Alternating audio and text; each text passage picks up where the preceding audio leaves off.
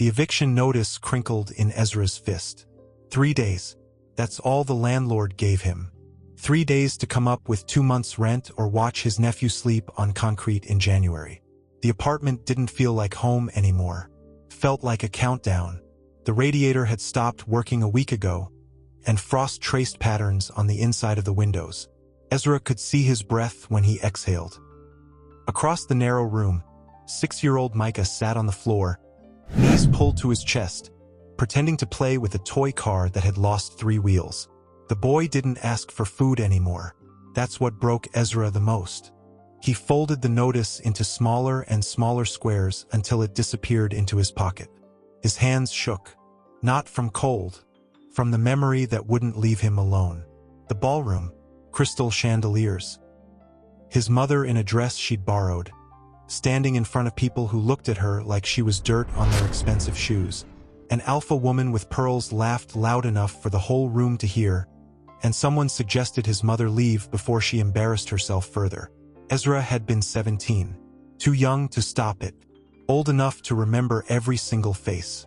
Hi viewers, kindly tell us where you're watching from and what time it is.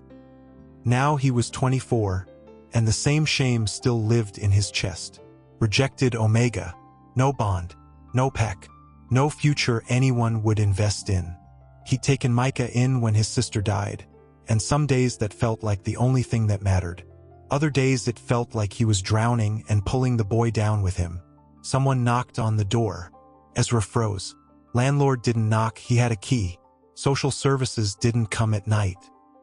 He moved to the door slowly, body already tense, already preparing for the worst.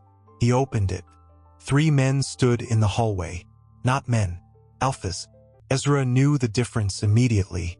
It wasn't just their height or the way they filled the narrow space like they owned it. It was the scent, clean, expensive, overwhelming. The kind of presence that made his body react before his brain caught up. The one in front had silver-gray eyes and a scar along his jawline. The second looked younger, sharper, with locks tied back and ink crawling up his neck. The third stood slightly behind, quieter, but his gaze didn't move from Ezra's face. Ezra Crow. The first one's voice was low, controlled. Ezra's throat went dry. Who's asking? Cale Blackthorn. The man didn't blink. These are my brothers. Ronan. Soren. The names hit him like cold water. Everyone knew the Blackthorns. You didn't live in this city without hearing stories. Ports, politicians, people who disappeared when they asked the wrong questions. Ezra's hand tightened on the door. I don't know you. You knew our mother, Cale said. The world tilted. Ezra's pulse hammered in his ears. He hadn't thought about that night in years. No, that was a lie. He thought about it every time someone looked at him like he didn't matter. Every time he had to bow his head and take it because fighting back meant losing everything. Maribel Blackthorn. The woman in the ballroom. The one they tried to humiliate. I don't... Ezra started, but Ronan cut him off. You spoke up for her. His voice was quieter than Cale's but heavier. No one else did. Ezra didn't know what to say. His body was still processing their presence. 3 alphas in a hallway that barely fit one person. His instincts screamed at him to submit, to lower his eyes, to apologize for breathing their air. He hated that instinct. That was a long time ago, Ezra said carefully. I didn't do anything special. You did. Soren spoke for the first time. His voice was softer, almost gentle, but it didn't make Ezra feel any safer. We never forgot. Micah appeared at Ezra's side. The boy looked up at the strangers with wide eyes, one small hand clutching Ezra's leg. Ezra immediately stepped in front of him, blocking the child from view. Cale's gaze dropped to Micah. Something shifted in his expression. Not anger, not threat. Something Ezra couldn't name. We're not here to hurt you, Cale said. Then why are you here? Ezra's voice came out sharper than he intended. Because you helped our mother when no one else would. Cale's jaw tightened. And we don't forget debts. The hallway felt smaller, the air thicker. Ezra could feel his body responding to their proximity, the way his breath quickened, the way his skin prickled with awareness. He hated it, hated that his biology betrayed him even when his mind knew better. Ronan's gaze swept the apartment behind Ezra. The broken radiator, the empty counters, the eviction notice barely hidden in Ezra's pocket. "You're in trouble," Ronan said. It wasn't a question. Ezra wanted to lie. Pride demanded it. But Micah's fingers tightened on his leg, and the truth was already written on every cold surface in the room. "We handle our own problems," Ezra said. Cale stepped closer. Not threatening, just closer. Close enough that Ezra could smell cedar and smoke and something darker underneath. "You don't have to." Ezra's breath caught. He didn't move. Couldn't move. The Alpha's presence pressed against him like gravity, pulling him towards something he didn't understand. Micah, inexplicably, stepped out from behind Ezra. The boy walked right up to Soren and tilted his head back, studying the tall man with the kind of fearless curiosity only children had. Soren crouched down slowly, bringing himself to the child's eye level. "Hey," Soren said quietly. Micah didn't answer. He just reached out and touched the edge of Soren's jacket. Expensive fabric, soft under small fingers. Ezra's heart stopped. "Micah," he said sharply. "Come here." But the boy didn't move. He looked up at Soren like he'd found something safe, and that terrified Ezra more than anything else. Cale's voice cut through the moment. "Pack a bag." Ezra's head snapped toward him. "What?" "You heard me." Cale's tone didn't leave room for argument. "Pack a bag. Both of you. I'm not going anywhere with you. You don't have a choice." Cale's eyes didn't leave his.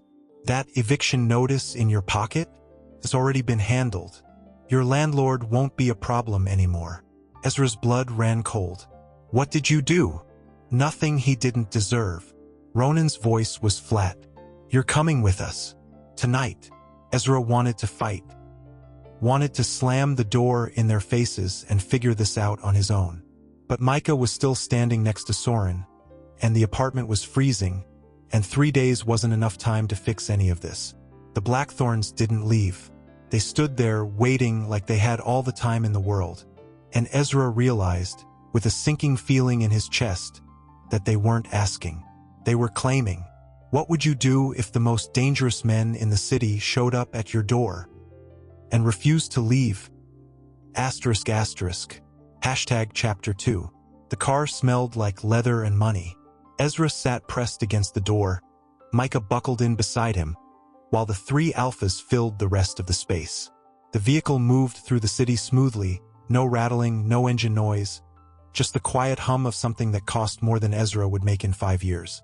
He kept his eyes on the window, watching buildings blur past, trying not to think about how close Cale sat in the front passenger seat, or how Ronan's knee almost touched his in the back, or how Soren kept glancing at Micah like the child was something precious. Ezra didn't trust any of it. People didn't help for free. Not in his world. Especially not people like the Blackthorns. "Where are we going?" Ezra asked. "Somewhere safe," Cale said without turning around. "That's not an answer. It's the only one you're getting right now." Ezra's jaw tightened. He wanted to argue, wanted to demand they turn the car around, but Micah had already fallen asleep against his side. The boy's breathing was even, relaxed, like he wasn't sitting in a car with 3 strangers who could ruin their lives with a phone call. The child trusted too easily, or maybe Ezra didn't trust enough. They pulled into an underground garage, concrete and fluorescent lights and the kind of security cameras that actually worked. The elevator ride was silent. Ezra counted the floors.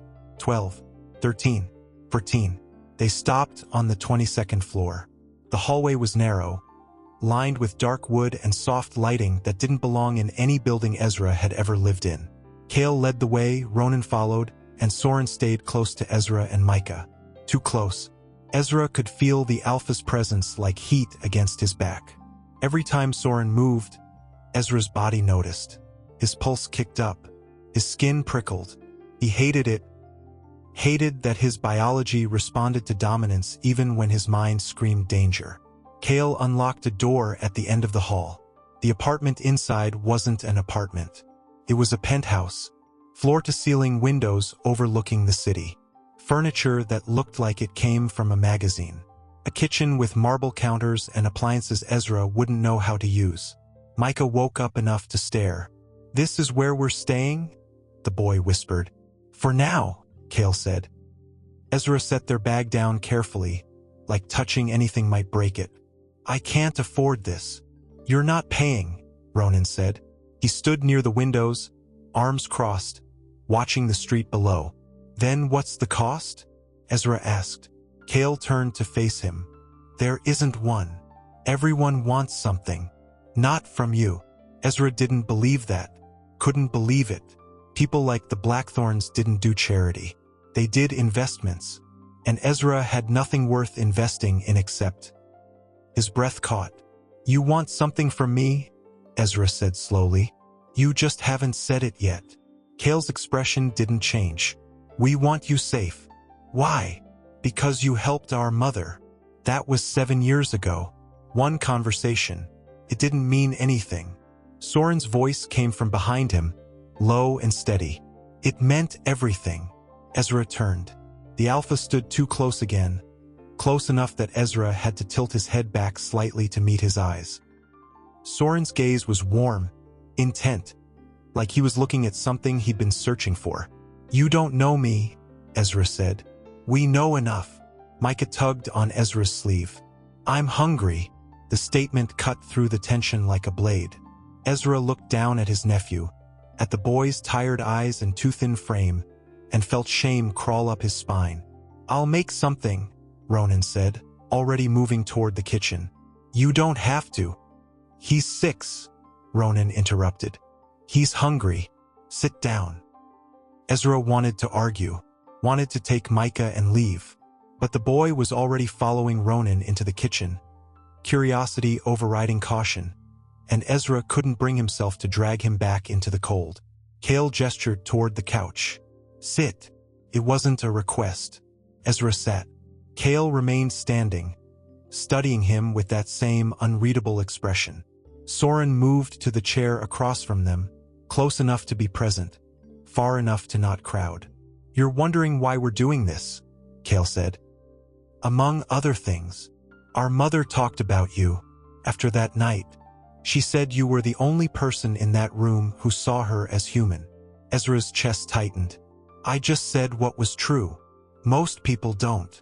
Cale's voice softened, just slightly. "They see power or they see weakness. You saw a person." Ezra didn't know what to say to that. He looked down at his hands, rough, scarred from years of manual labor, nails bitten short, hands that didn't belong in a place like this. "Your mother," Ezra started, then stopped. "She's still alive," Cale said. "She'd like to see you." "Why?"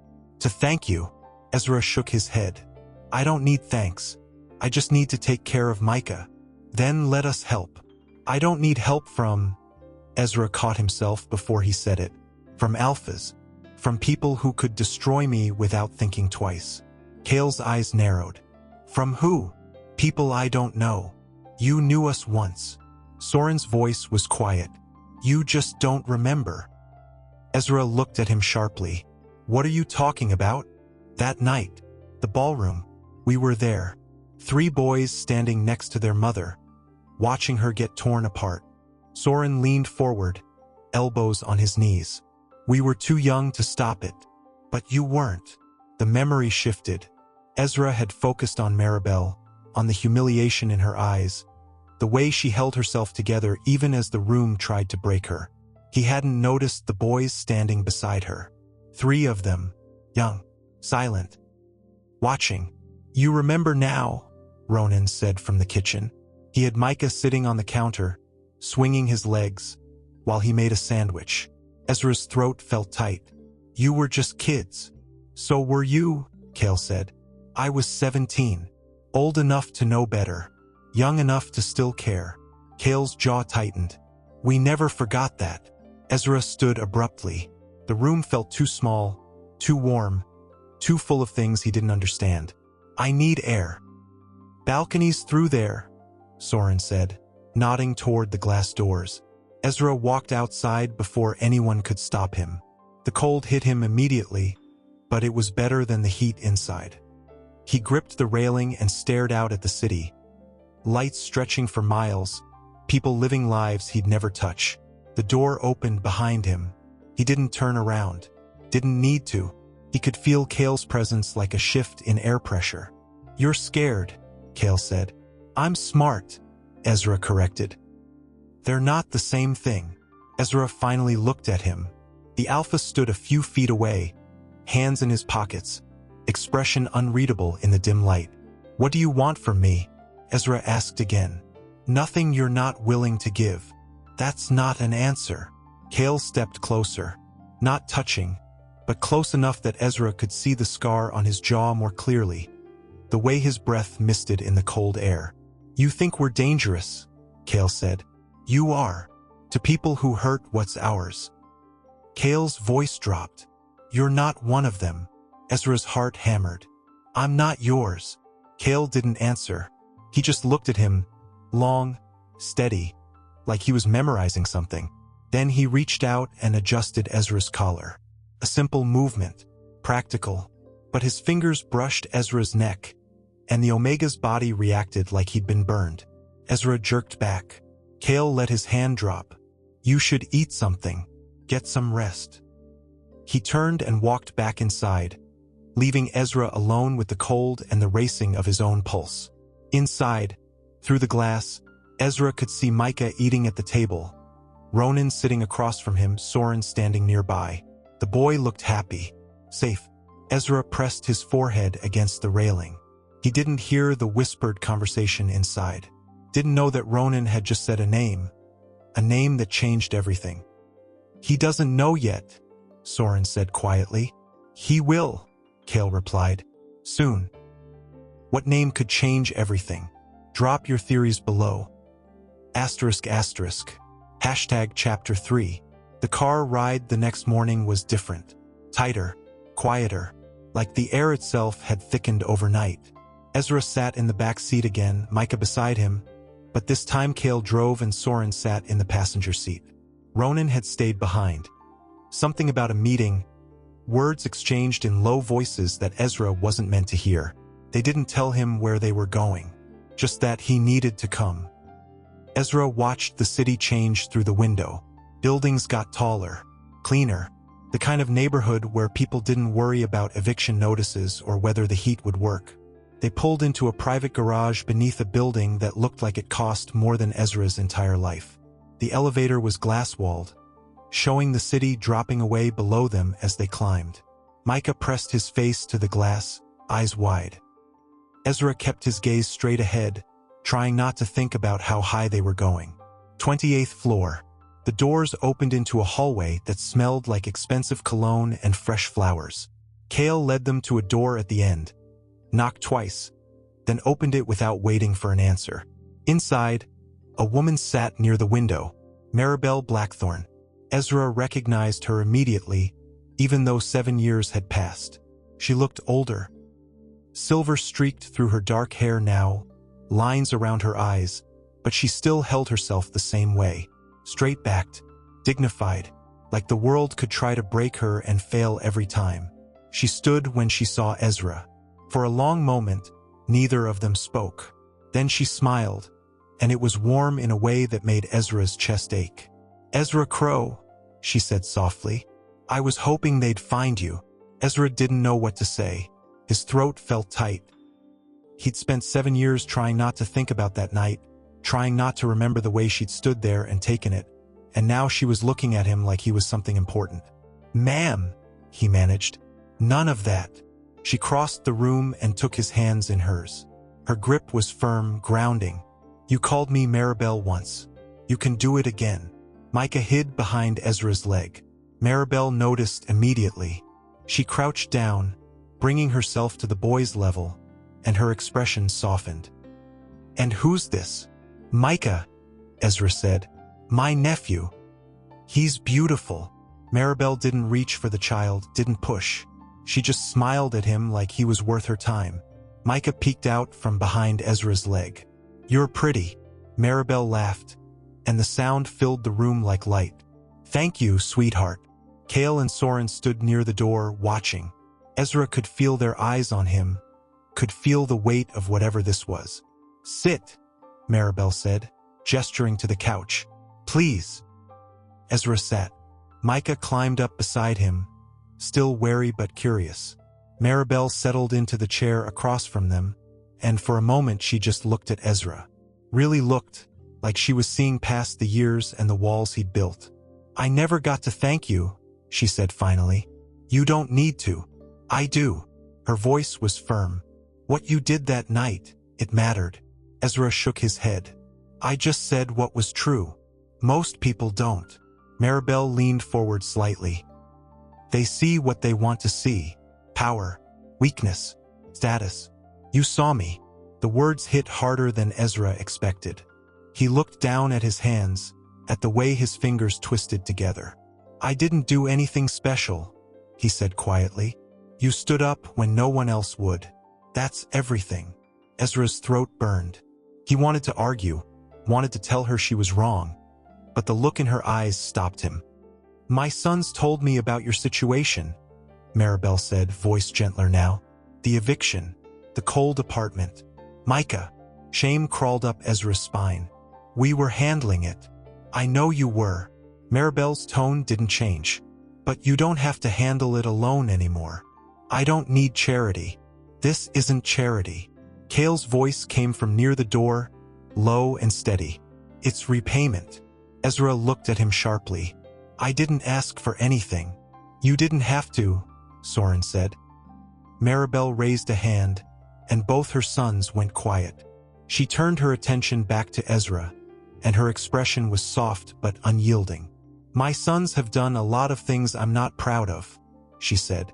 "They've built an empire on fear and control. But they've also protected people who had no one else." She paused. "I'm asking you to let them protect you." "Why?" Ezra's voice cracked. "Why me?" "Because you protected me when it mattered most."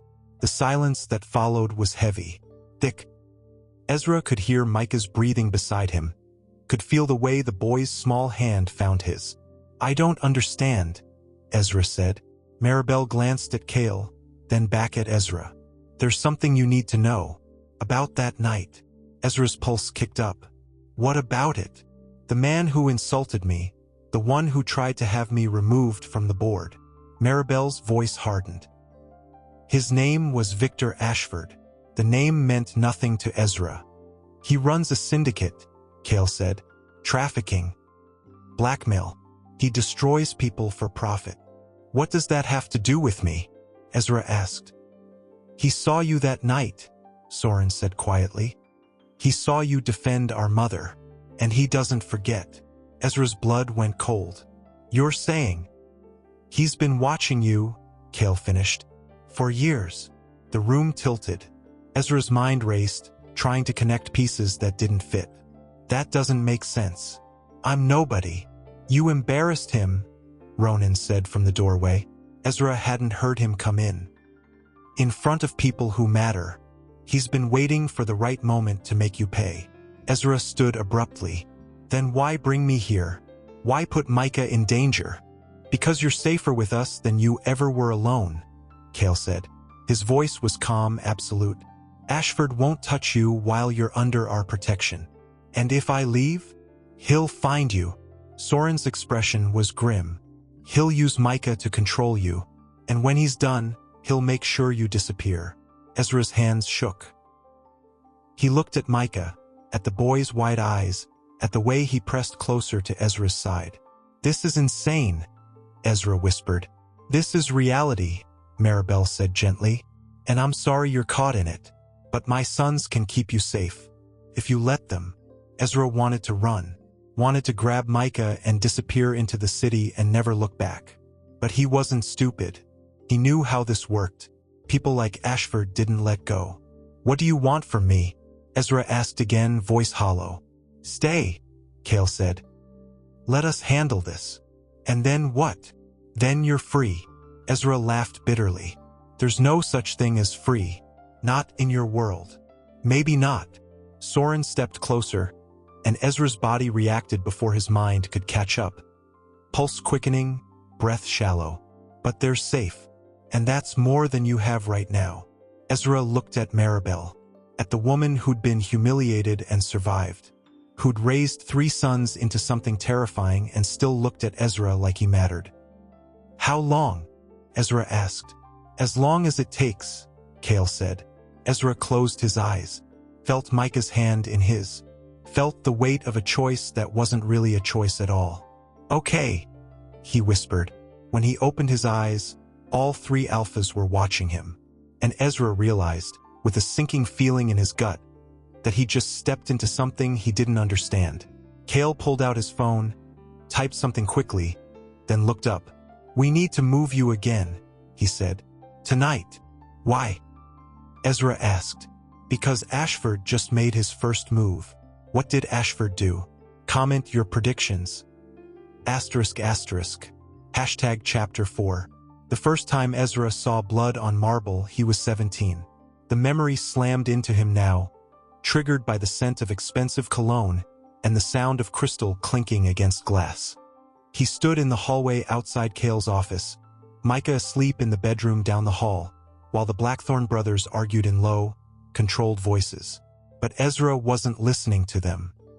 He was back in the ballroom. His mother had been hired to serve drinks that night. Not attend serve. She'd worn the only formal dress she owned, borrowed from a neighbor, and she'd kept her head down the way rejected Omegas were taught to. Invisible. Unimportant. Ezra had come to walk her home after her shift ended. He'd waited in the service hallway, watching through the cracked door as she moved between guests with a tray of champagne flutes. That's when he saw them. 3 boys, maybe 12 or 13, standing stiff in matching suits beside a woman who looked like she was barely holding herself together. The woman, Maribel, had her chin up, but her hands shook slightly when she accepted a glass of wine. Someone laughed. Too loud. Too cruel. Didn't realize we were letting just anyone onto the board now, a man in a cream-colored suit said. His voice carried across the room. What's next? Hiring the help to vote. The room went quiet. Maribel's face didn't change, but the 3 boys beside her went rigid. Ezra saw the youngest one, Soren he knew now, ball his hands into fists. I earned my position, Maribel said evenly. Did you? The man, Victor Ashford, Ezra learned later, smiled like he was discussing the weather. Or did your late husband earn it for you before he had the good sense to die? The woman holding the champagne tray stumbled. Ezra's mother. She'd been too close when Ashford spoke, and the words hit her like a physical blow. The tray tilted. Glass shattered against marble. Wine spread like blood across white stone. Everyone turned to look. Ashford's expression twisted into disgust. See what I mean? Can't even trust them to hold a tray. Ezra's mother dropped to her knees immediately, trying to clean up the mess with her bare hands. Her fingers were shaking so hard she could barely grip the broken glass. Ezra moved without thinking. He crossed the ballroom floor in 10 steps, ignoring the stairs, ignoring the way conversations stopped as people noticed him. He knelt beside his mother and took the glass from her hands. I've got it, he said quietly. She looked at him with tears in her eyes. You shouldn't be here. Neither should you. He helped her to her feet, then turned to face the room. To face Ashford. She's human, Ezra said. His voice didn't shake. And that foundation you're so proud of? It exists because Maribel Blackthorn rebuilt it after her mate died. If you're embarrassed by her presence, you're embarrassed by your own success. The silence that followed was different, heavier. Ashford's smile vanished. Who the hell are you? No one important, Ezra said. Just someone who knows the difference between power and cruelty. Security moved toward him then. Maribel stood abruptly, voice sharp. Let him go. Asterisk. The guard stopped. Asterisk. Ezra looked at her.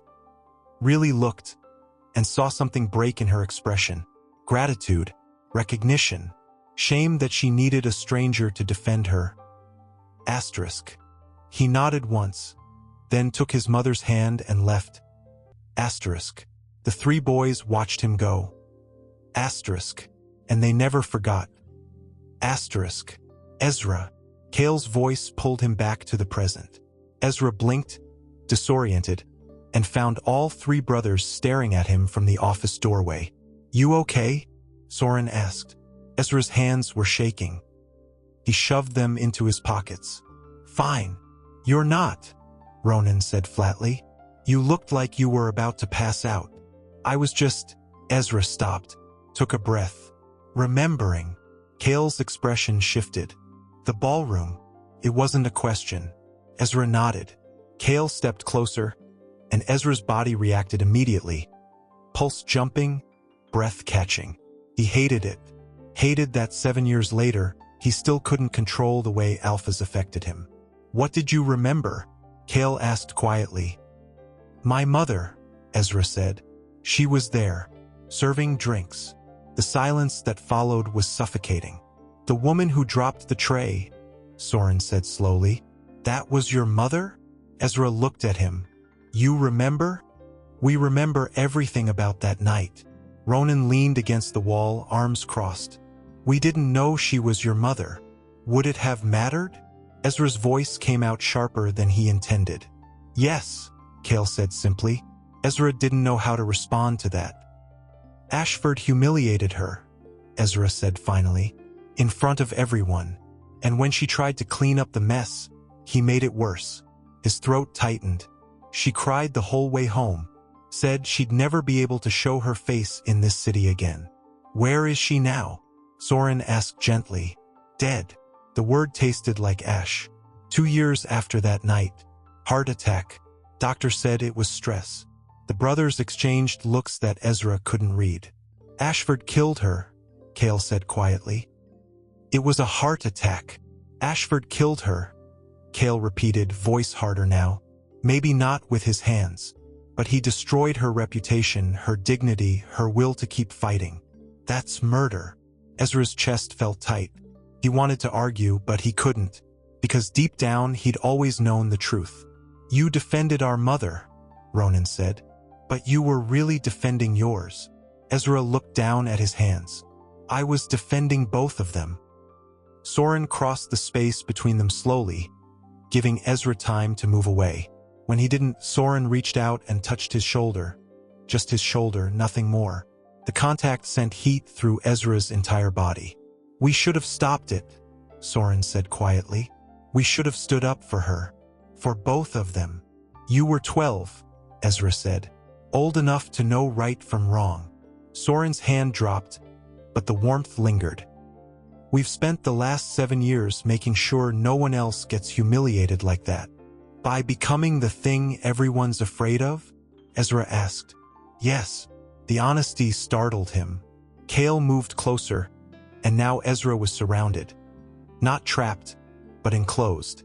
3 alphas in a hallway that suddenly felt too small. Ashford took something from all of us that night, Kale said. Our mother's dignity. Your mother's life. Our ability to believe in justice. His jaw tightened. We built our empire to make sure he couldn't do it again. That's not justice, Ezra said. That's revenge. Sometimes they're the same thing. Ezra shook his head. You can't fix what he did by becoming him. We're nothing like him, Ronan said, voice low and dangerous. Aren't you? Ezra met his gaze. You control people through fear. You make them too scared to fight back. How is that different? The silence that followed was razor sharp. Then Kale did something Ezra didn't expect. He knelt. Not all the way, just enough to bring himself to Ezra's eye level. Enough to make the Omega's breath catch. We don't hurt the innocent, Kale said quietly. We protect them. There's a difference. Who decides who's innocent? Ezra asked. We do. That's not how the world works. It's how our world works. Kale's eyes didn't leave his. And you're part of it now. Ezra wanted to argue, wanted to walk away. But Micah was asleep down the hall, and Ashford was out there somewhere. And the truth was Ezra had nowhere else to go. I never asked for this, he whispered. We know. Soren's voice was soft behind him. But you did something 7 years ago that changed everything. And now we're returning the favor. Ezra closed his eyes, felt the weight of 3 alphas watching him, waiting for him to break or bend or choose. When he opened his eyes, Kale was still kneeling. What did Ashford do? Ezra asked. You said he made his first move. Kale stood slowly. He bought your old apartment building. Ezra's blood turned to ice. What? Every tenant got eviction notices this morning. 30 days. That's... Ezra's mind raced. That's 15 families. Kids. Elderly people. He doesn't care, Ronan said. He's sending a message. To who? To us. Kale's expression was cold. He knows you're under our protection now, so he's hurting everyone connected to you. Ezra's hands balled into fists. This is my fault. This is his fault, Soren corrected. And we're going to fix it. How? The brothers exchanged another look. Longer this time, weighted with something Ezra couldn't name. Leave that to us, Kale said. No. Ezra's voice came out stronger than he felt. If people are getting hurt because of me, I deserve to know what you're planning. You don't want to know, Ronan said. Try me. Kale studied him for a long moment. Then, slowly, he pulled out his phone and showed Ezra the screen. It was a document. Legal. Dense. But one phrase stood out. Transfer of ownership. Asterisk. We're buying the building, Kale said. Every tenant gets to stay. Rent controlled. No evictions. Ezra stared at the screen. That's... How much does that cost? Less than what Ashford will pay for crossing us. The threat in those words was clear. Unmistakable. Ezra looked up at Kale, then at Ronan, then at Soren. 3 alphas who'd spent 7 years building an empire on fear and control, now using that power to protect people who couldn't protect themselves. Why? Ezra asked. Why does it matter this much? Because you mattered, Kale said simply. And we don't forget. Before Ezra could respond, his phone buzzed. He pulled it out, expecting spam. Instead, he found a text from an unknown number. You should have stayed invisible, Omega. Now everyone you care about pays the price. Asterisk. Ezra's hands went numb. He showed the screen to Kale. The alpha's expression turned lethal. Pack your things, Kale said quietly. We're moving you again. Tonight. Where? Somewhere Ashford can't reach. Soren's hand found Ezra's shoulder again, and this time the Omega didn't pull away. We've got you, Soren said softly. I promise. And standing in that hallway, surrounded by 3 alphas who'd spent 7 years becoming monsters to protect people like him, Ezra realized something terrifying. He believed them. Power doesn't forget kindness. It just pretends it never needed it. Do you think the Blackthorns can protect Ezra? Comment below. Asterisk asterisk. Hashtag chapter 5. The safe house wasn't a house. It was a fortress disguised as a penthouse on the north side of the city. 43 floors above the streets where Ashford's people moved like shadows. Bulletproof glass. Reinforced doors. Security cameras that fed directly to a system Ronan monitored from a laptop that never left his sight. Ezra stood at the window, watching the city lights blur through rain. Micah was asleep in the bedroom down the hall, the 3rd bedroom they'd stayed in this week. The boy adapted too easily. That worried Ezra more than anything. You should eat. Ezra turned. Soren stood in the doorway, holding a plate. Not demanding, just offering. I'm not hungry, Ezra said. You haven't eaten since breakfast.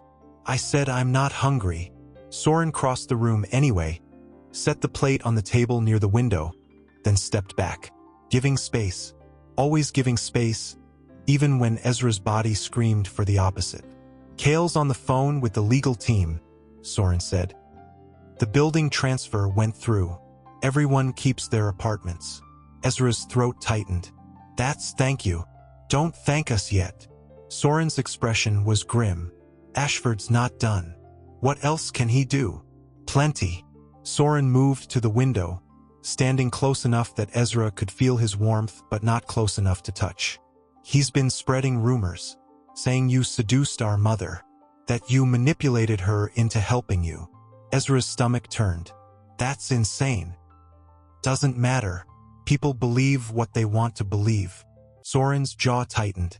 He's trying to isolate you, make you look like the villain. Maybe I am. Stop. The command in Soren's voice made Ezra's pulse jump. He looked at the Alpha sharply. You're not the villain, Soren said quietly. You're the one person who gave a damn when no one else would. That's not manipulation. That's humanity. Ezra wanted to believe him, wanted to accept the words and let them settle somewhere safe inside his chest. But shame was louder than comfort. Everyone I touch gets hurt, Ezra said. Then you haven't been touching the right people. The words hung in the air between them, heavy with meaning Ezra didn't want to name. Soren turned to face him fully. You think we're protecting you out of obligation? Aren't you? We're protecting you because we want to. Ezra's breath caught. Why? Because you saw us that night. Not just our mother, us. 3 boys who couldn't do anything but watch. Soren's voice dropped. You made us want to be better. I didn't do anything. You did everything. Soren stepped closer. You stood up when no one else would. You risked your safety for a stranger. That kind of courage doesn't come from nothing. It wasn't courage, Ezra said. It was anger. Same thing sometimes. Ezra looked up at him, and the space between them felt charged. Electric. His body knew what it wanted, what it had wanted since the moment the Blackthorn brothers walked into his freezing apartment and refused to leave. But his mind knew better. I can't, Ezra whispered. Can't what? This. Ezra gestured between them. Whatever this is. What do you think it is? Soren asked. Dangerous. Soren's expression softened. We'd never hurt you. I know. Ezra's voice cracked. That's what makes it worse. Before Soren could respond, Kale appeared in the doorway. We have a problem, he said. Ezra's stomach dropped. What now? Ashford knows where you are. The room tilted. How? Soren demanded. Someone leaked the location. We're working on finding out who. Kale's expression was ice. We need to move. Now. Where? Ezra asked. Somewhere he won't think to look. Ronan appeared behind Kale, already holding bags. Car's ready. Ezra looked at Micah's bedroom door. I need to wake him. I'll get him, Soren said gently. You pack. Ezra moved on autopilot, shoving clothes into a bag, checking for Micah's things. His hands shook. His mind raced. Ashford knew. Ashford always knew. How does he keep finding us? Ezra asked. He has resources, Kale said. Money, connections, fear. So do you. Not the same kind. Kale's voice was hard. He doesn't care who gets hurt. We do. Soren emerged from Micah's room, the boy wrapped in a blanket, half asleep against his shoulder. The sight made Ezra's chest ache. He didn't even wake up, Soren said softly. They moved through the penthouse quickly, efficiently, like they'd done this 100 times before. Maybe they had. The elevator ride down was silent except for Micah's breathing. Ezra kept his eyes on the boy, trying not to think about how easily Soren held him, how natural it looked. The parking garage was empty. Their car waited near the exit, engine already running. Kale opened the back door. Get in. Ezra climbed in with Micah, Soren sliding in beside them. Ronan took the driver's seat, Kale the passenger side. Where are we going? Ezra asked again. Our mother's estate, Kale said. It's outside the city, private, secure. Ashford knows about your mother. He does. Kale's tone was absolute. But he won't touch her property. Not without starting a war he can't win. The car pulled out of the garage and into the rain-soaked streets. Ezra watched the city blur past, wondering if he'd ever feel safe again. Soren's hand found his in the dark. Ezra should have pulled away, should have maintained distance. But Micah was asleep against him, and the world outside was full of threats, and Soren's grip was steady. So he held on. They drove for an hour. The city gave way to suburbs, then to open roads lined with trees. The rain eased into mist. Finally, they turned onto a private drive that stretched for half a mile before opening into a circular courtyard. The house, no, the estate, rose in front of them like something out of a different world. Old brick, tall windows, gardens that probably bloomed in spring. "This is where you grew up?" Ezra asked. "Part of the time," Cale said. "Our mother lives here now. Has for the last 3 years." They parked near the entrance. Ronan killed the engine. "She's expecting us," Cale said. "She knows what's happening." Ezra carried Micah inside, following the brothers through a foyer that smelled like wood polish and old books. Maribel met them in the main hall, dressed simply but elegantly, her expression calm despite the hour. "Upstairs," she said quietly. "Third door on the left. The bed's ready." Ezra followed her directions, found the room, and laid Micah down carefully. The boy didn't wake, didn't stir. When Ezra came back downstairs, the brothers were in the study with their mother, speaking in low voices. He hesitated in the doorway. Maribel noticed immediately. "Come in, Ezra." He stepped inside. The room was warm, lined with shelves full of books and photographs. A life built after loss. "You're safe here," Maribel said. "I promise."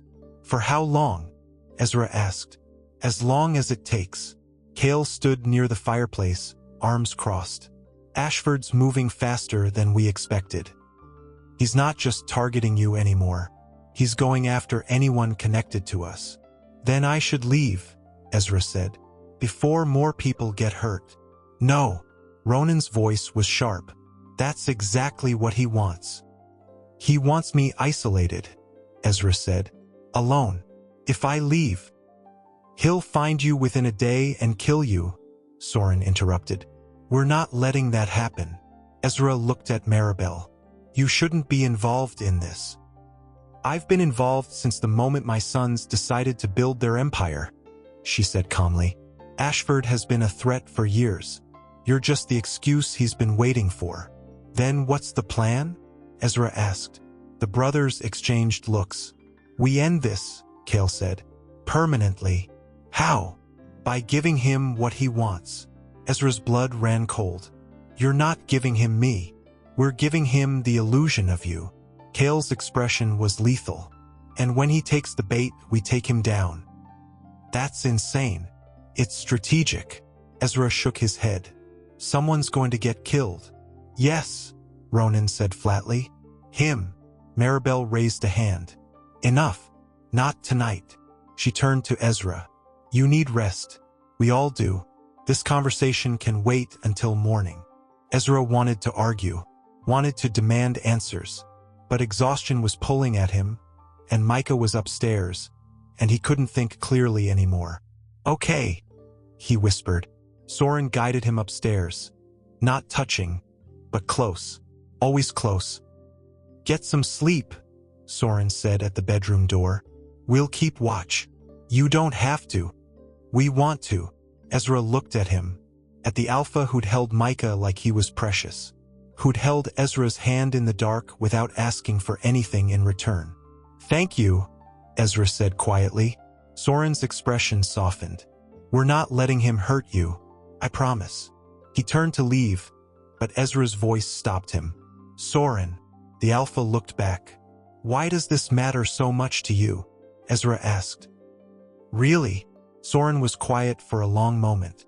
Then he said simply, "Because you matter." He left before Ezra could respond. Ezra stood in the doorway, heart racing, body aching with something he didn't want to name. Down the hall, he heard Cale's voice. "We move in 3 days." And Ezra realized, with cold certainty, that the protection he'd accepted came with a price he hadn't agreed to pay.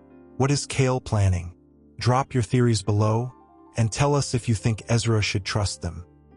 The first sign of trouble came 3 hours before dawn. Ezra woke to silence, the kind that pressed against eardrums like water.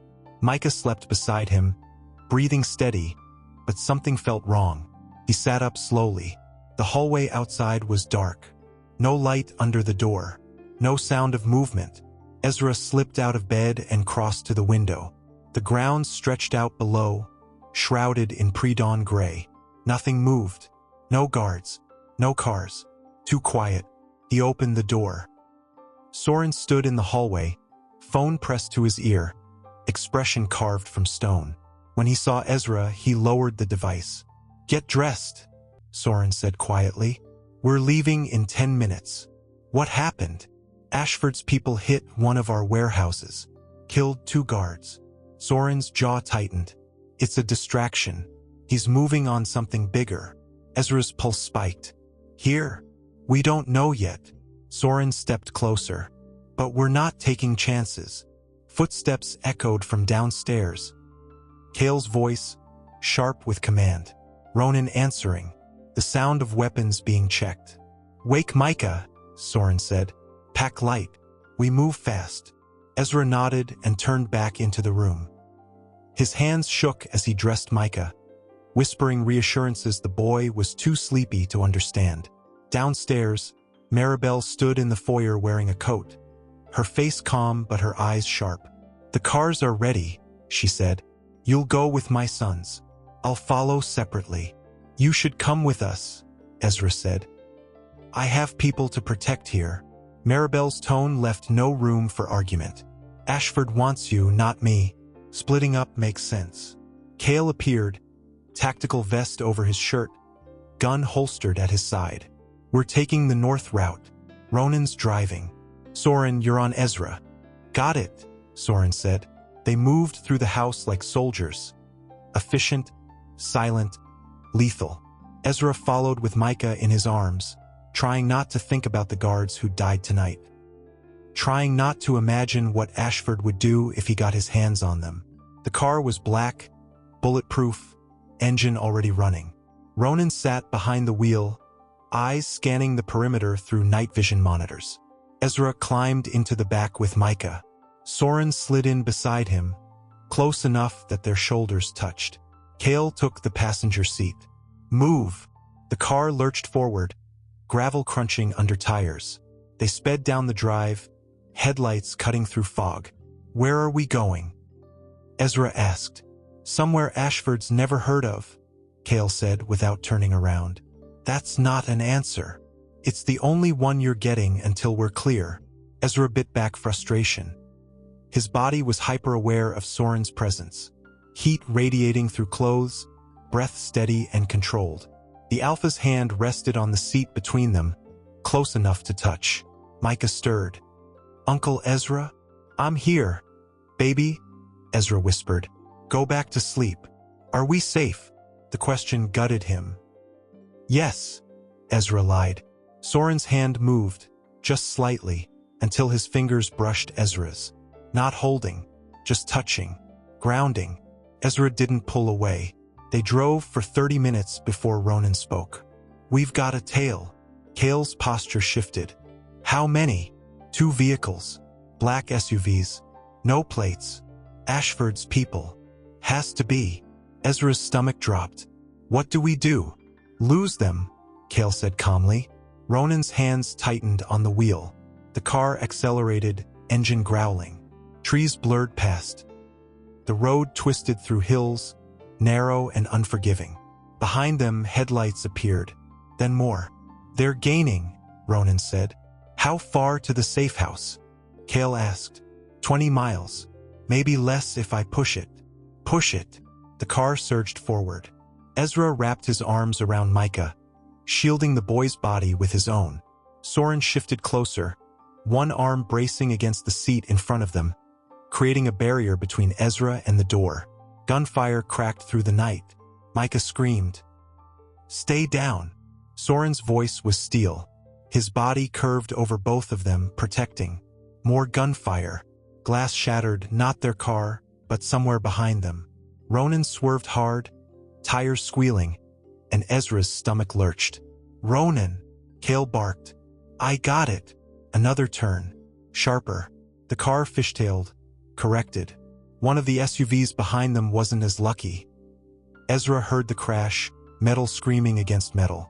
"One down," Ronan said. "Still got two more," Kale said grimly. They flew through a red light. Horns blared. More gunfire, this time hitting their car. The bulletproof glass held, but cracks spiderwebbed across the rear window. Micah was crying now, face buried against Ezra's chest. Ezra's heart hammered so hard he thought it might break through his ribs. Soren's breath was warm against his ear. "I've got you. Both of you." Ezra believed him. God help him, he believed him. Ronan took another turn. This one onto a dirt road barely wide enough for one car. Branches scraped the sides. Rocks pinged against the undercarriage. The SUVs followed. "Almost there," Ronan said. "How far?" Kale demanded. "Half a mile." More gunfire. Louder now. Closer. Then silence. The SUVs stopped following. Ronan didn't slow down. Didn't trust it. He pushed the car harder until finally, lights appeared through the trees. Compound. Walls. Guards with weapons. They pulled through the gates and the world became steel and concrete and safety. Ronan killed the engine. For a moment, no one moved. Then Kale spoke, voice tight with controlled rage. "Get them inside. Now." Soren helped Ezra out of the car, still shielding him with his body. Guards surrounded them immediately, guns raised, scanning the perimeter. They were led into a building, smaller than the estate but fortified. Cameras everywhere, reinforced doors, the kind of place built to withstand a siege. Micah wouldn't stop shaking. Ezra carried him to a couch in what looked like a command center. Screens showing feeds from dozens of cameras, maps on the walls, weapons stored in locked cases.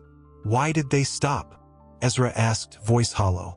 Kale's expression was grim. "Because they got what they wanted." "What do you mean?" "They weren't trying to kill us." Kale pulled out his phone, jaw tight. "They were hurting us. Ashford wanted to know where we'd run." Ezra's blood turned to ice. "So now he knows about this place. He knows we have safe houses. He doesn't know which one we're in." Ronan's voice was hard. "But he's narrowing it down." "So what now?" Ezra demanded. "We keep running until he finds us?" "No." Kale's eyes were lethal. "Now we stop running." Soren crouched in front of Micah, voice gentle. "Hey buddy, you okay?" The boy nodded, but his eyes were too wide. Too scared. "You were really brave," Soren said softly. "I'm proud of you." Micah's lip trembled. "I want to go home." The words broke something in Ezra's chest. "I know, baby," he whispered. "I know." But they didn't have a home anymore. Just a series of rooms where they tried to survive until the next threat found them. Kale was on the phone, speaking in clipped tones. When he hung up, his expression was carved from ice. "Ashford just sent a message," Kale said. "He wants to meet." "A trap," Ronan said immediately. "Obviously." Kale's jaw tightened. "But he's offering terms. Says if we hand over Ezra, everyone else walks away clean." Ezra stood abruptly. "Then do it." "Sit down," Soren said. "I'm not letting anyone else die for me." "Sit down." The command in Soren's voice was absolute. Ezra sat. His body obeyed before his mind could protest. "We're not handing you over," Kale said. "Ever. Understand?" "Then people are going to keep dying," Ezra said. "People die in wars," Ronan said flatly. "This is war. I didn't ask for war. Neither did we." Kale's expression softened, just slightly. "But we're in it now, and we don't lose." Ezra looked at Micah, at the boy who'd been through too much already, at the guards standing watch, at 3 alphas who'd turned their empire into a shield just to keep him safe. "What's the plan?" Ezra asked quietly. Kale's smile was cold.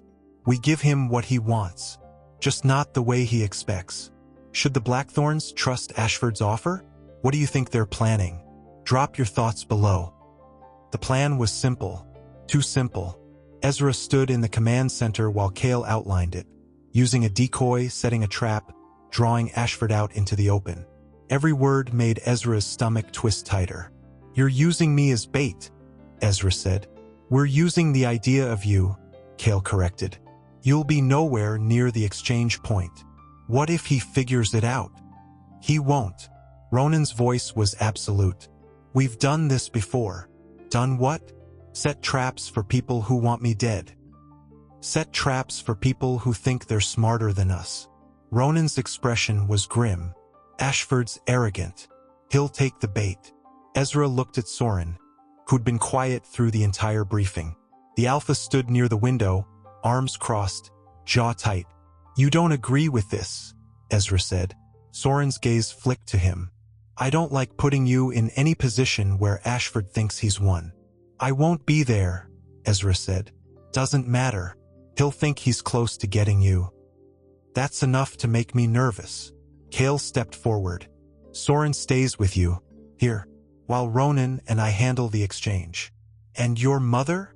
Ezra asked. "Already moved to a secondary location. She's safe." Ezra wanted to argue, wanted to find a flaw in the plan. But the truth was, he didn't have better options. He never had. "When?" Ezra asked. "Tomorrow night," Kale said. "Ashford wants the exchange at midnight. Neutral territory." "There's no such thing as neutral territory," Ezra said. "Exactly." Kale's smile was sharp. "Which is why we choose the location." They spent the next hour going over details, routes, backup plans, contingencies. Ezra tried to follow, but exhaustion dragged at him. He'd barely slept in days, and fear had worn his nerves raw. Finally, Kale dismissed him. "Get some rest. You'll need it." Ezra went upstairs to the room they'd been assigned. Smaller than the estate, but clean and secure. Micah was already asleep, curled under blankets that smelled like detergent and safety. Ezra sat on the edge of the bed and dropped his head into his hands. A knock on the door. "Come in," Ezra said quietly.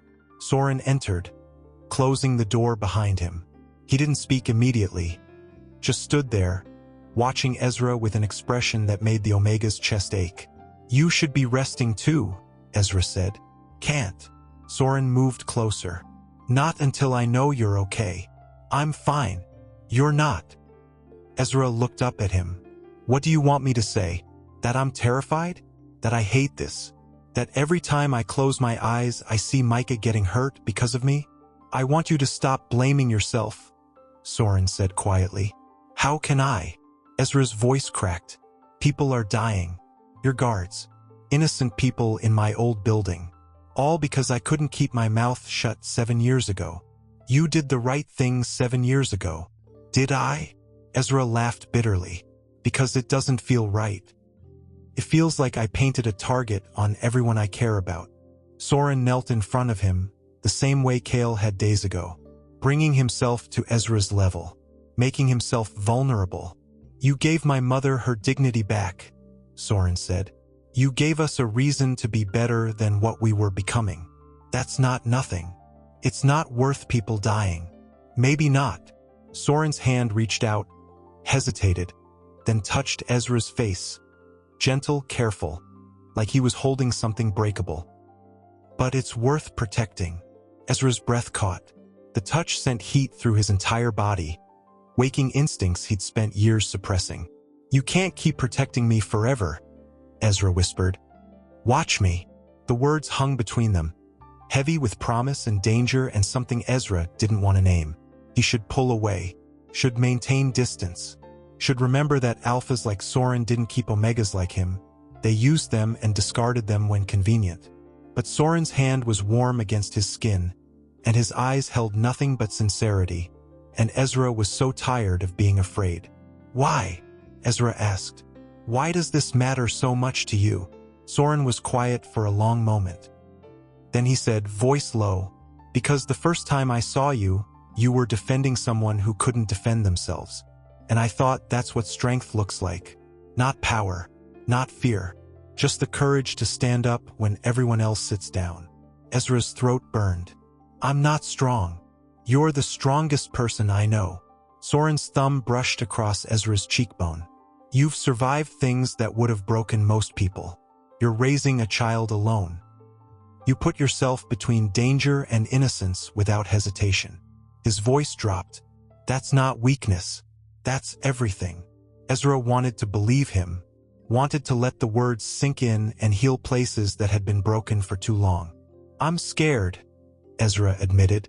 So am I. Of what? Of failing you. Soren's expression was raw. Of being too late. Of watching Ashford take you and not being able to stop it. That's not going to happen. You don't know that. Neither do you. Ezra's hand came up, covering Soren's where it rested against his face. But I trust you. All of you. Even when I don't want to. Soren's eyes darkened. For a moment, Ezra thought he might close the distance between them. Might kiss him, claim him, make this thing between them real instead of implied. But Soren pulled back slowly, carefully, leaving cold air where warmth had been. Get some sleep, Soren said, voice rough. I'll be right outside if you need anything. He stood and moved toward the door. Soren. The alpha stopped, hand on the doorknob. Thank you, Ezra said quietly. For everything. Soren looked back at him, and the longing in his expression was so clear it stole Ezra's breath. There's nothing to thank me for, Soren said. You're worth protecting. You always have been. He left before Ezra could respond. Ezra sat alone in the quiet room, heart racing, body aching with want and fear in equal measure. Outside, he heard Kale's voice. Low. Controlled. The most terrifying power is the one that chooses restraint.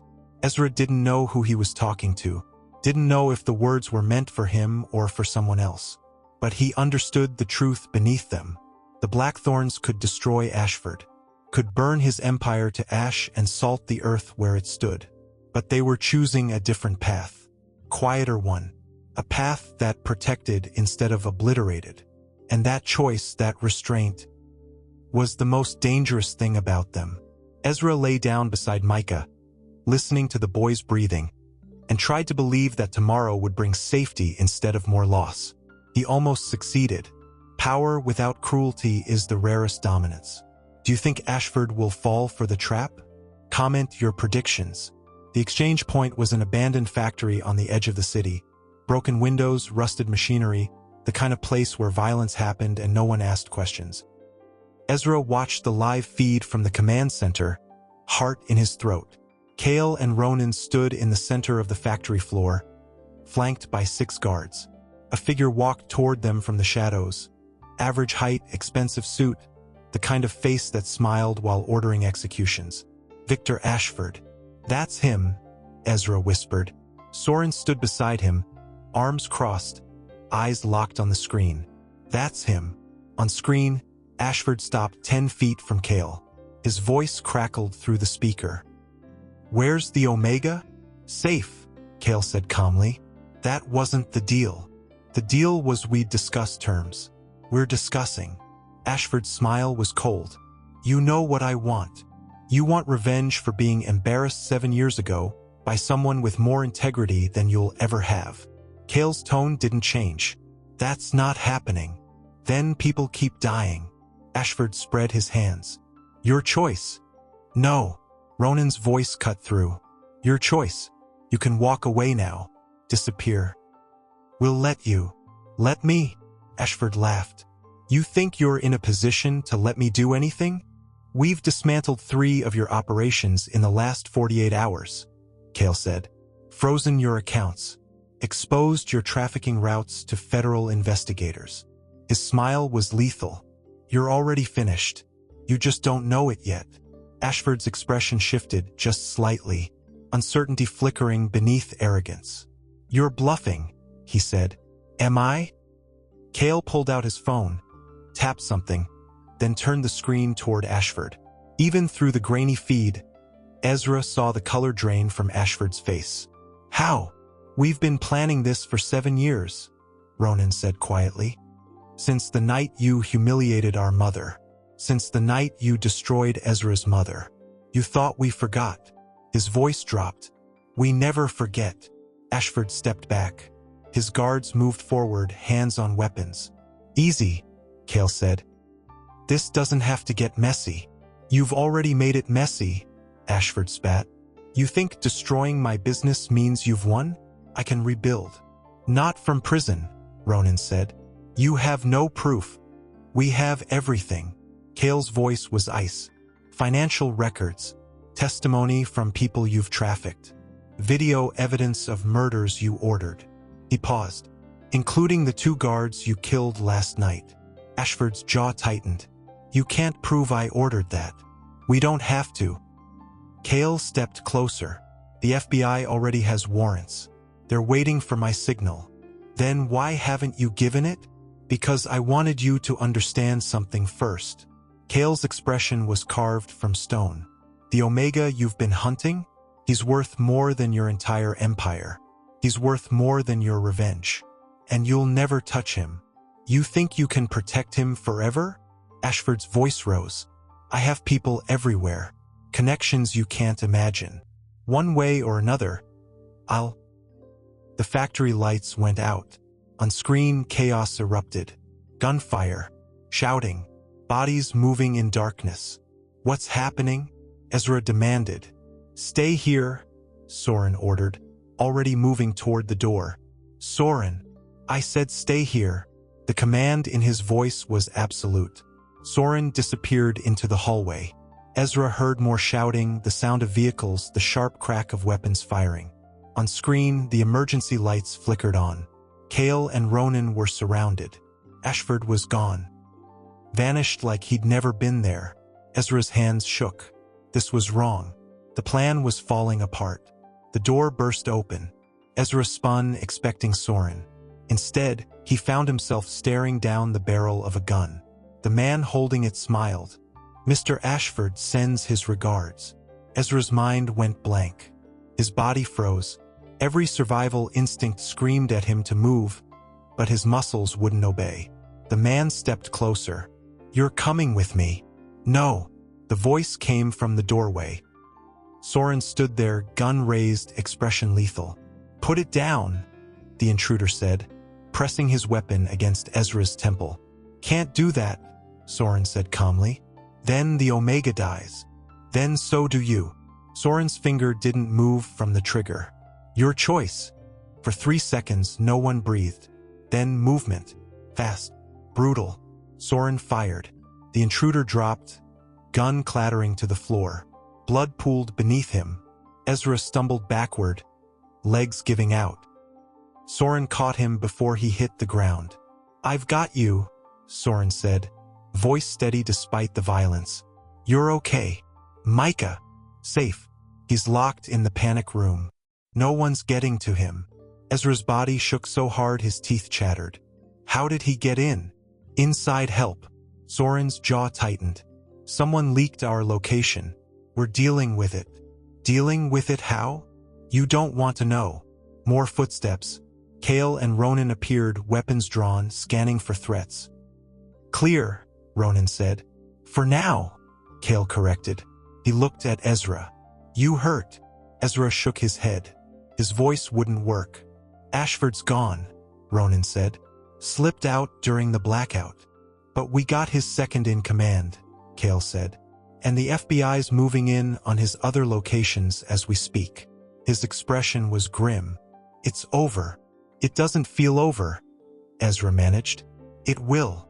Kale crouched in front of him, meeting his eyes. Ashford's empire is collapsing. He's a fugitive now. He can't touch you. He just did, Ezra said, voice hollow. That was his last move, Soren said quietly. And it failed. Ezra looked at the body on the floor, at the blood, at the violence that had become normal in the 3 weeks since the Blackthorns walked into his life. I want to see Micah, Ezra whispered. Of course. Soren helped him to his feet, steady and grounding. Come on. They found the boy in the panic room. A reinforced space beneath the building, stocked with supplies and monitored by cameras. Micah ran to Ezra the moment he saw him, and Ezra caught him, holding tight. I was scared, Micah said. Me too, baby, Ezra admitted. Me too. But they were alive. That had to count for something. The Empire is crumbling, But is Ashford really finished? What do you think happens next? The news broke 48 hours later. Victor Ashford arrested. Federal charges. Trafficking. Money laundering. Murder.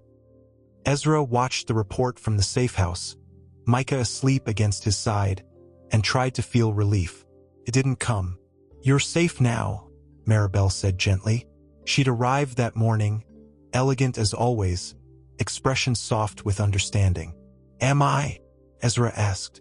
"Ashford's in custody. His people are scattering. The FBI seized everything." She sat beside him on the couch.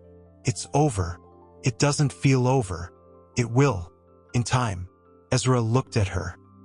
At the woman who'd survived her own humiliation and built a life anyway. "How did you do it?" "After that night, I remembered who I was," Maribel said simply. "Not what they said I was.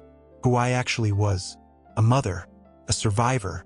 Someone who refused to let cruelty define her." "But it changed you," Ezra said. "Of course it did." Maribel's voice was steady. "But I chose how it changed me. I could have become bitter, angry, vengeful. Instead, I raised my sons to be better than the people who hurt us." "Are they better?" Ezra asked quietly. Maribel smiled. "They protected you, didn't they? Without asking for anything in return. Without demanding ownership or control." She paused. "That's better." Footsteps on the stairs. Kale appeared, followed by Ronan and Soren. "We need to talk," Kale said. Maribel stood smoothly. "I'll take Micah upstairs." She lifted the sleeping boy carefully, and Ezra watched her go, chest tight with gratitude and fear in equal measure. When they were alone, Kale sat across from Ezra. Ronan leaned against the wall. Soren took the chair closest to the Omega. "Ashford's assets are being liquidated," Kale said. "The court's distributing funds to his victims."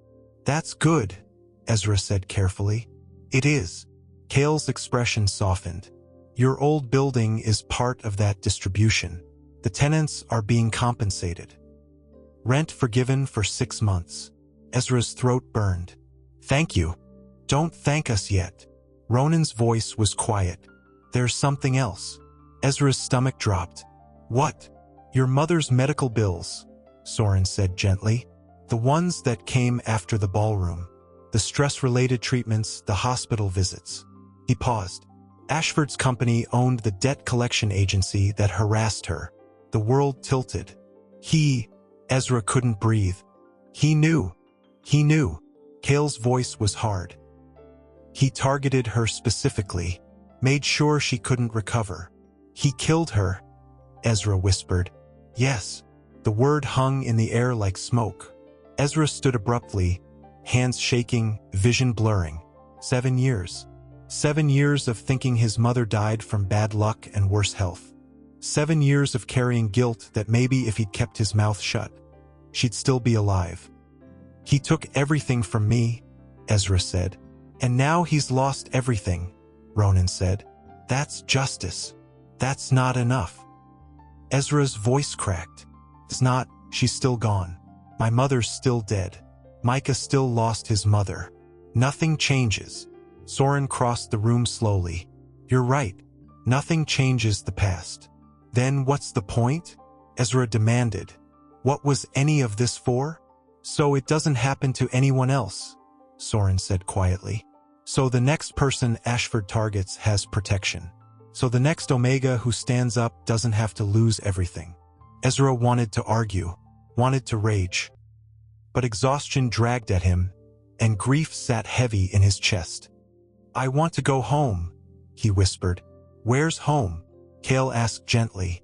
Ezra looked at him, at 3 alphas who'd turned their empire into a shield, at people who'd protected him without asking for anything in return. "I don't know anymore," Ezra admitted. "Then stay," Soren said. "Here, with us, until you figure it out. I can't keep taking from you." "You're not taking." Kale's voice was firm. "You're accepting. There's a difference." Ezra shook his head. "What happens when you get tired of protecting me? When the next crisis comes and I'm in the way?" "That's not going to happen," Ronan said. You don't know that. We do. Soren stepped closer. Because protecting you isn't a burden. It's a choice. And we make it every day. Ezra looked at him. At the alpha who'd held his nephew like he was precious. Who'd stood between him and danger without hesitation. Who'd touched his face like he was something worth keeping. Why? Ezra asked again. Because you matter, Soren said simply. You always have.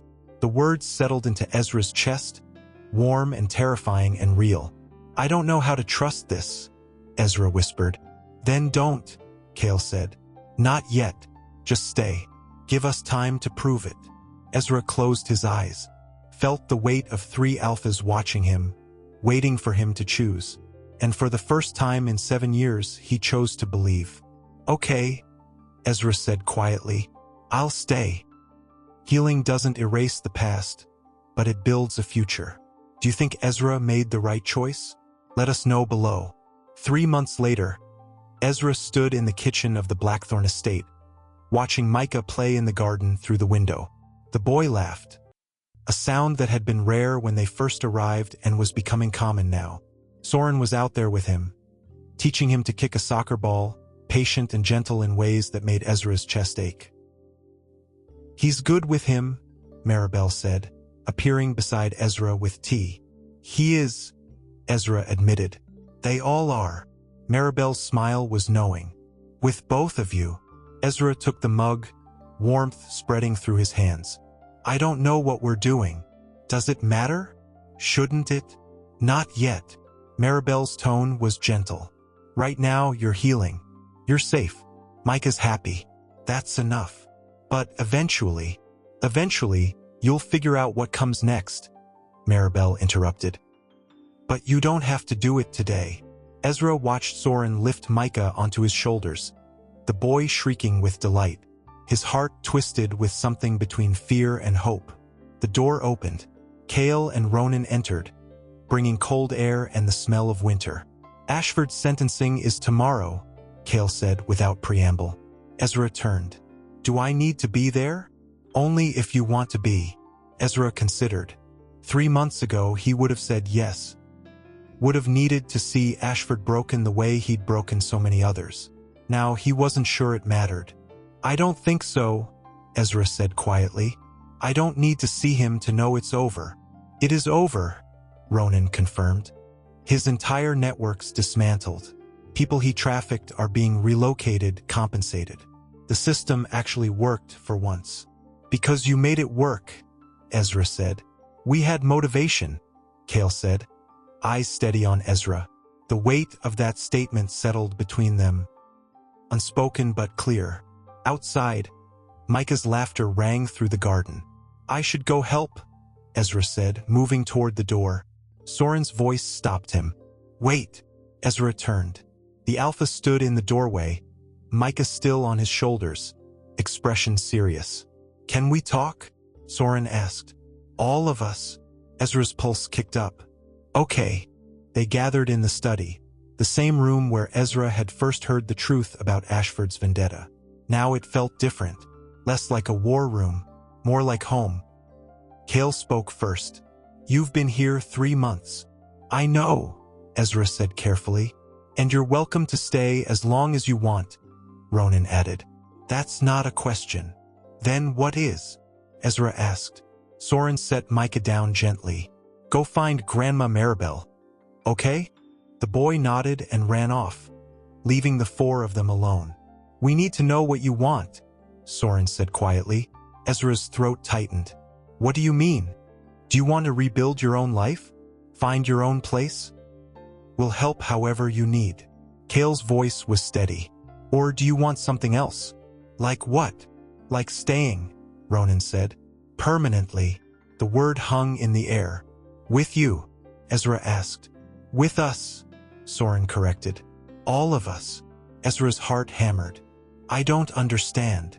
Yes, you do, Kale said gently. You felt it. The pull. The connection. We know you have because we feel it too. I'm a rejected Omega, Ezra said. No bond. No pact. I can't. You're not rejected here, Soren interrupted. You're chosen. The words broke something in Ezra's chest. "I don't know how to do this," he whispered. "Neither do we," Ronan admitted. "But we want to try. What if it doesn't work? Then we figure it out," Kale said. Together. Ezra looked at each of them. 3 alphas who'd spent 7 years becoming something terrifying to protect people like him. Who'd dismantled an empire to keep him safe. Who'd held his nephew like he was precious and touched Ezra like he was worth keeping. "I'm scared," Ezra admitted. "So are we," Soren said softly. "Of what?" "Of losing you." Soren's expression was raw. "Of watching you walk away because you don't believe this is real." "Is it real?" Ezra asked. "Yes," all 3 said simultaneously. Ezra's breath caught. His body ached with want and fear and something deeper, something that felt like home. "I want to stay," he whispered. "I want." His voice broke. "I want this to be real." "Then let it be," Kale said. Soren crossed the room slowly, giving Ezra time to move away. When he didn't, Soren reached out and cupped his face. The same gentle touch from months ago, but steadier now. "Sure. We're not going anywhere," Soren said quietly. "And neither are you." Ezra leaned into the touch, letting himself believe it. "Okay," he whispered. "Okay." Behind them, through the window, Micah ran through the garden, chasing something only he could see. Maribel watched from the porch, smiling. And for the first time in 7 years, Ezra felt safe. Not because the danger was gone, there would always be danger in their world, but because he wasn't facing it alone anymore. 6 months later, on a quiet Tuesday morning, 3 things happened. 1. Ezra woke up in a bed that felt like home, surrounded by warmth and safety, and the steady breathing of alphas who'd chosen him. 2. Micah started school. Real school with friends and teachers and a future that looked bright instead of desperate. 3. A letter arrived, addressed to Ezra Crow, from Victor Ashford. Ezra stared at the envelope, heart racing. Kale appeared behind him. "You don't have to read it." "I know," Ezra said, but he opened it anyway. Inside, 1 sentence. "This isn't over."